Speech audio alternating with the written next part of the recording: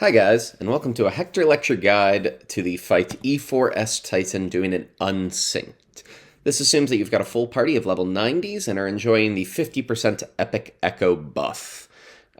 Be aware that while this guide is going to show the standard lineup of 2 tanks, 2 healers, and 4 DPS, this fight can be very comfortably done with just the 1 healer, which will limit how many mechanics you see. So if you've got a healer that's comfortable enough with the fight, and maybe another caster to help with reses, something that I would recommend. For this fight, the only positions you need to be aware of are right at the beginning. You need spread positions. See where I've put the A and the B waymark? Everybody needs their own square around those. And the reason they need their own square is because of the key mechanic of Titan, which are these symbols here. If you ever have a yellow pyramid above your head, that is a spread marker. That means you must be in your own square. If a player gets hit with that while they're in their own square, they take about half their health, but they're fine. If 2 players with a yellow marker are in the same square, when it hits, they die. Orange, exact opposite. They work as a stack. 2 players in the same square are fine. 1 player by themselves will die. Lastly, blue, which you should only see very near the very end of your kill here, is a explode that hits not only its own square, but everyone around it. You need to be far away from everybody, otherwise you will kill others while you yourself will survive. So whenever this goes off, you're going to take it to a corner of the arena so it hits a minimum number of squares and you won't kill anybody with it. The fight starts off with Stonecrusher, which is a 3-hit Tankbuster with vulns in between. This requires either double tank swap or just invulnits to make it easy on unsynced. Now, there's a raid wide following this, and there's a lot of raid wides throughout the fight. I'm not going to mention any of them because they do such little damage now that they're really not worth mentioning. You can heal through them, but you don't need to mitigate them at all. Next up, you're going to see some of these weight of the land markers appear. All that's going to happen is you're going to go near to your spread square. So the spread squares we showed at the beginning, dodge the red first. As soon as they explode, move into your own square. And as they go off, we start to see the Evil Earth pattern appear. Now, these double Evil Earths are going to shoot off waves of AoEs. All you need to know is where to start and where to finish. What you're looking at here is a pattern where we're going to dodge to B. And the reason that is if you've put the A and the B waymark where I am, one of the Evil Earth red starting squares is always going to be either touching A or touching B. Whichever square it's touching, go to the other one. So this is one of the patterns where you dodge to B. This is the other pattern where you dodge to B. This pattern, it's touching B, so you dodge to A instead. This pattern, it's touching B, so dodge to A. During this mechanic, everybody's going to have orange squares, which means that you need to do the dodge together. The dodge is simple. Stand in the square in the far corner. As soon as the square diagonal to you explodes, you move into it. And the oranges are going to go off, but as long as everybody's together, you're all fine.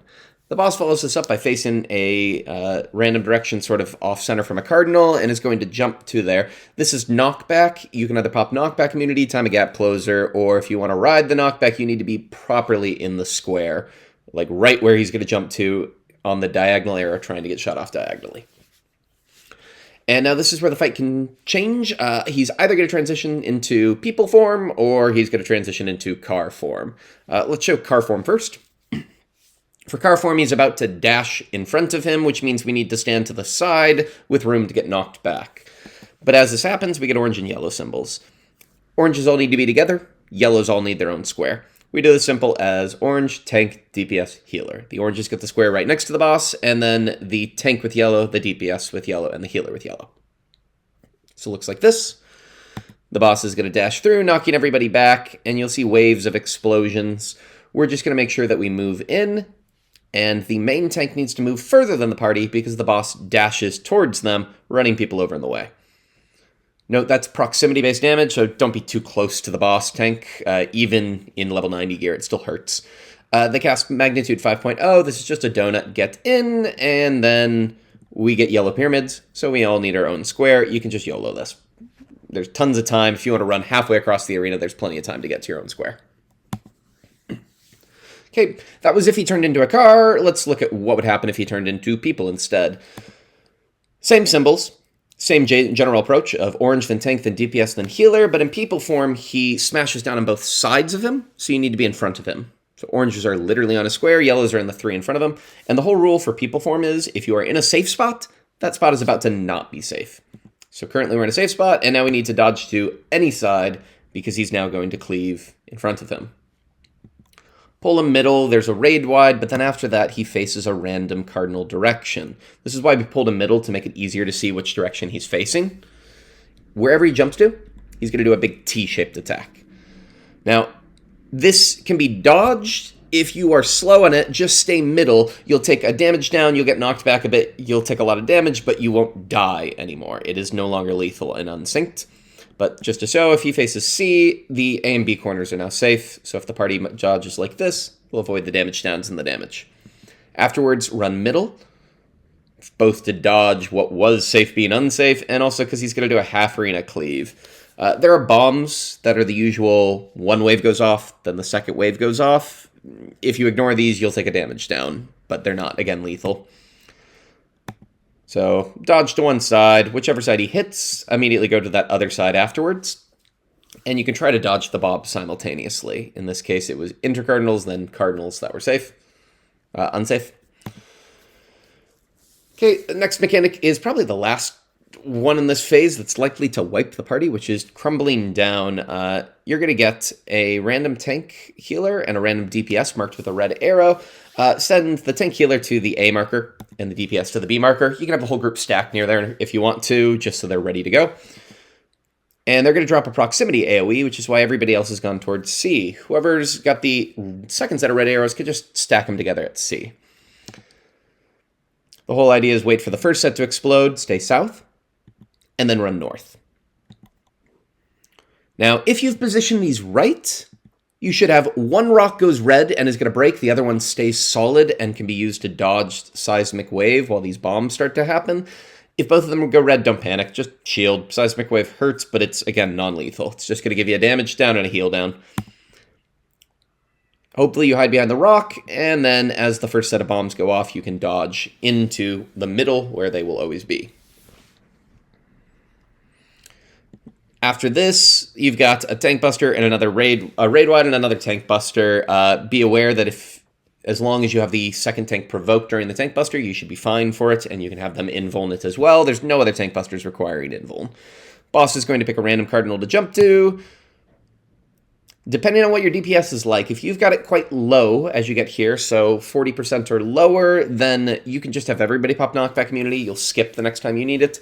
If not, tanks might want to save their knockback immunity. So you ride the knockback, and the boss turns into either people or car form, and it's exactly the same as shown before. Whichever form you got before, you're going to get the other one now. So you unfortunately do have to learn more or less the whole of Phase 1. You will probably see all of it. After the boss finishes car or people form, he's going to disappear and reappear as Titan Maximus. You get a big hard-hitting raid wide, and then you get what will hopefully be the last couple of mechanics before you kill. So from this point onwards, with high enough DPS, everything from here is skippable. I'll show you the point where I think your average Party Finder group is likely to skip. So for Earth and Fist, the boss shows its fists one at a time. They glow slightly. This is showing 2 half-arena cleaves. So right, then left in this case. Be aware the same fist can glow and then glow further, and that's saying that the same side's going to be cleaved twice. While you're dodging this, there's also going to be some red squares on the ground. Worry about the fists. Don't worry too much about the red squares. They go off a little bit later. Next up, there's a blue circle. This is knockback. Your tanks need to each pick a corner, pop knockback immunity, maybe pop a cooldown, but it doesn't really matter, and just chill there. One person gets a blue triangle. They want to get knocked back away from the rest. So it should look something like this. Honestly, though, the blue triangle doesn't hit hard, so if the blue triangle's with the rest of the group, it's fine. There's really only one thing that will kill you with this. Make sure your tanks are first and second in aggro as this gets ready to go off. Otherwise, you will have, you're going to have deaths. Okay. As this goes off, the boss starts to cast Megalith, which is a shared tank buster. Just have your tanks go together at the end. And right here, this is the point where I'd say it's, as long as your group is doing good DPS, you should skip everything past this. I'm going to explain the next 2 mechanics just in case, but as long as your run's not super messy, you don't need to learn these mechanics. Tectonic Uplift is what happens next. You get 2 quadrants that glow red and 2 quadrants that are not. We have all of our DPS in the north, all of our tanks and healers in the south for this mechanic. If you have blue, you stay down. You go to the corner. Everybody else, you're going to stand on red because red's about to get raised up. Doesn't matter where you are as long as you are on the red in your respective side. DPS in the north, tanks healers in the south. Okay, that goes off. Everybody's up, and we get more blues and orange and yellow symbols and some red squares on the ground. Here's how this works. Blues, stay up. You go to your corner up top. Yellows, go to wherever there's 3 safe spots. So you'll see in this case it happens to be the south, but it could be the north. Just find it, get your own square, and let whoever had to stay down before also get their own square. Oranges, go to wherever there's 2 safe spots. The person who stayed down gets their safe spot, and the oranges go together. And these all exploded at the same time, and as long as you're in the correct locations, everything's fine. You used to have to group up to heal through a raid wide, but you're not going to have to worry about that anymore. It just doesn't hit hard enough. And then lastly, something that should almost be certainly skipped. 2 players, healers if you have 2 healers, but if you have 1 healer, a healer, and a random player are going to get jailed. You need them as far apart from each other as possible so you can break these jails free. The boss is going to cleave aside. Just make sure, because you don't know which quadrant they're about to hit, that you are on the opposite side. So if they're cleaving right, stand on left, and they smash out a quadrant. Just break the players out of the jails, and wherever you see the hand next, that's always going to break off the space next to the first one broken off. So we now know the bottom south west square is getting broken. So break the healers out of jails, and stay away from there. And at this point in time, I'm not going to explain any further, because if you are doing this unsynced, almost certainly you will kill. If not, you get a lot of downtime of just raid-wide stuff to definitely get the kill here. So good luck going for the kill. I hope you manage to get your Sky Slipper mount. Thanks for watching.